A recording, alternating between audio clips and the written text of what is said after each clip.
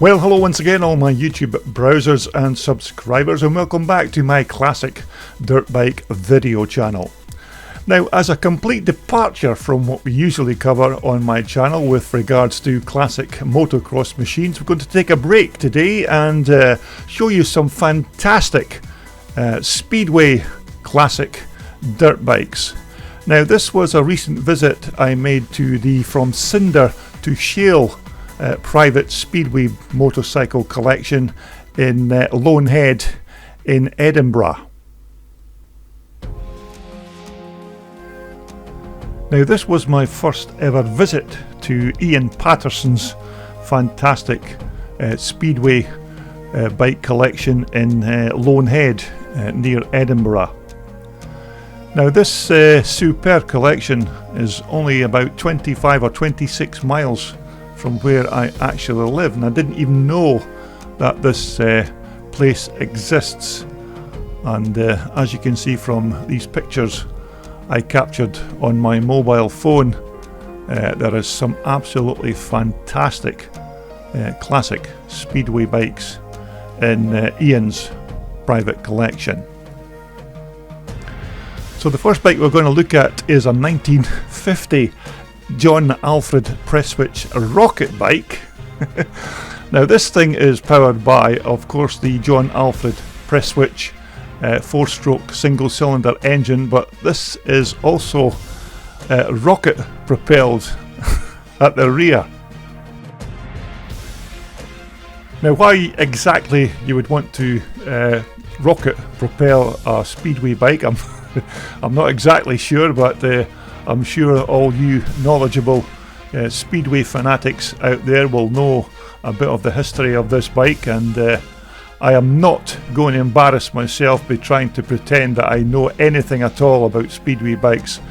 It's just that this collection was absolutely superb, and I'm not exactly sure how many bikes were in Ian's collection, but there must have been at least 60 of these fantastic looking pieces of mechanical art. Now, this, of course, as I mentioned earlier, is a private collection of Ian Paterson. Now, Ian doesn't open up his collection every day of the week. I think Ian only has about 3 or 4 open days each year, and there is a good crowd that usually attends Ian's collection when he posts his open days on the internet. But back to our particular bike, these are the switches that operate the rocket motors to propel this Speedway bike along the track, but very unusual thing to have a dirt bike propelled by these rocket motors. But nevertheless, a stunning work of art, this John Alfred Presswitch J.A.P motor with its rocket powered assistance. And as I mentioned earlier, this is just one of the many superb bikes in Ian Paterson's personal Speedway collection.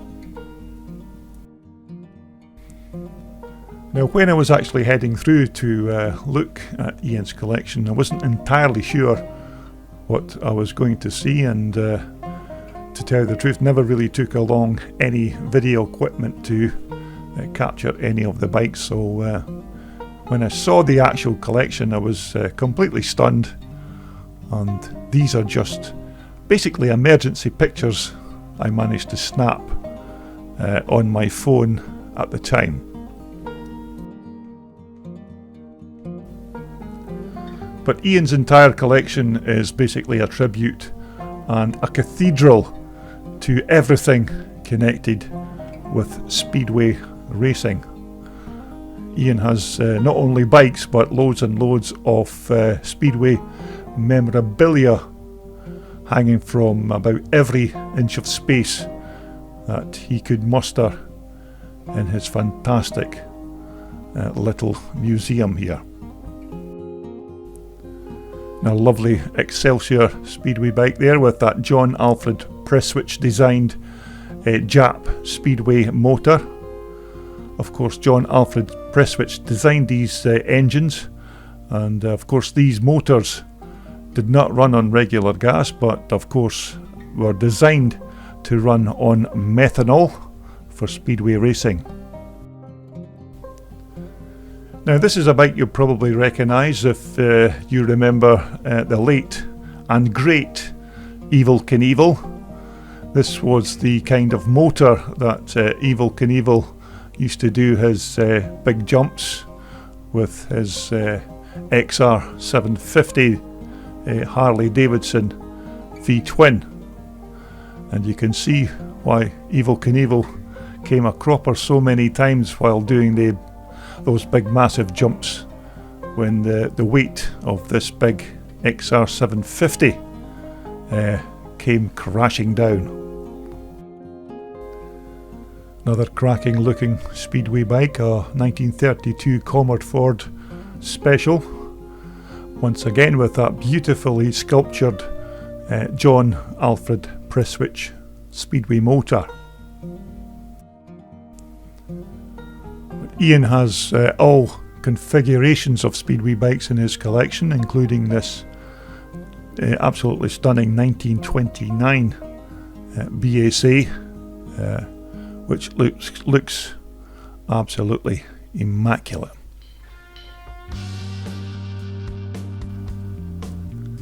And of course, if you're into your vintage and classic dirt bike racing and speedway, of course, in general, then this Ian Paterson collection in Lonehead in Edinburgh has got to be on your bucket list to have a visit to, because this collection is reputed to be one of the best collections of classic speedway bikes in Europe.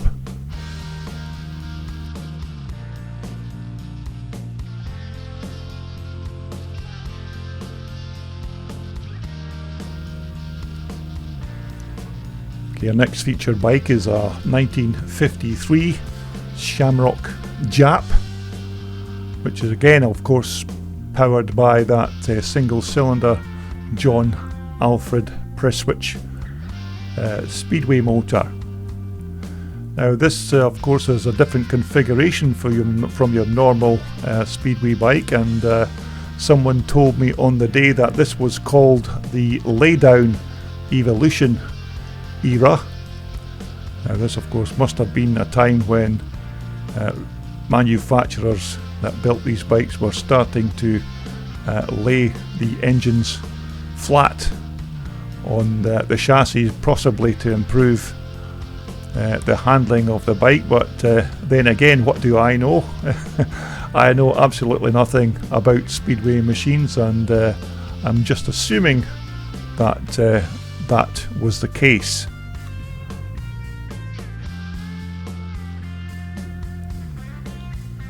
Now, what the Irish connection is with this particular bike, I'm not entirely sure, but nevertheless, it's another superb machine in the Ian Paterson collection.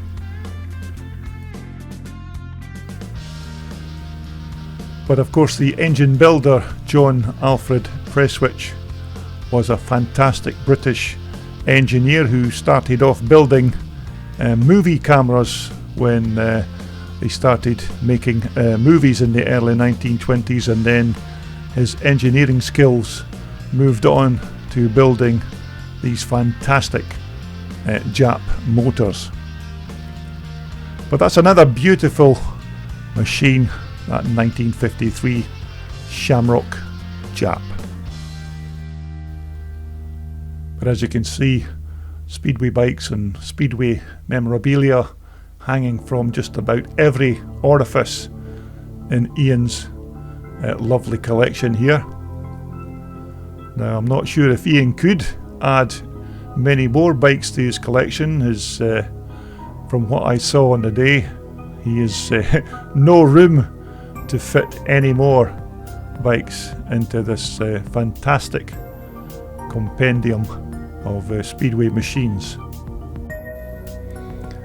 Now, also as part of Ian's private collection, if you look to the bottom of your screen there, those little jars contain samples of the cinders and shale from Speedway tracks around the world that Ian has collected over many years during his Speedway travels. Although I do apologise for not being able to tell you a bit more about these specific machines, because as I mentioned earlier, Speedway is not really my forte, although when I came across this collection I was really very impressed indeed with the quality of the bikes. Another very unique machine here in this American-made Indian machine. Another big, long stroking 4-stroke engine as well. Another beautiful bike. This is a 1931 Rudge with once again that John Alfred Prestwich motor in the chassis. But many of the bikes in Ian's collection are not really just restored motorcycles, they are absolutely mechanical sculptures, and like this beautiful J.A.P would look great sitting in anyone's workshop. And these John Alfred Prestwich motors are just works of art, really.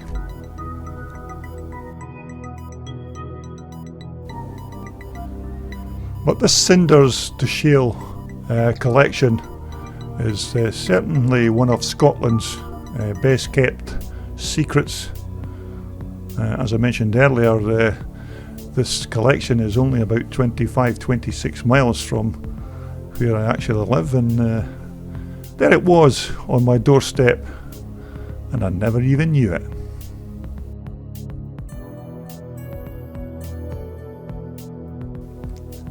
Now, of course, Ian's collection also has many of these static displays with these period correct dummies wearing all the associated gloves and boots and helmets from back in the day. And it's a great tribute to Ian how he's laid this display out with everything you could wish for with regards to classic Speedway. Now, although Ian's collection, as mentioned, is not open to the general public every day of the week, he only has specific viewings about 3 or 4 times per year. Although if you have a private party and if you make prior arrangements with Ian, he will open up his museum to let you have a look round. But for me personally, as you well know, classic dirt bikes, scramble bikes and motocross bikes is really my forte, and although when I turned up at this collection I could still not be impressed with the quality and the amount of machines that Ian had in his personal display. But then again, if you're a Speedway rider or even a grass track rider and you're into your Speedway machines, then you're going to want to have to come and see this fantastic collection of Speedway bikes. Another nice bike here, 1957 Meguro. Now, of course, I've not had time to go around every single bike in Ian's collection because that would take some time, but these are just a few phone clips that I managed to grab when I visited the site.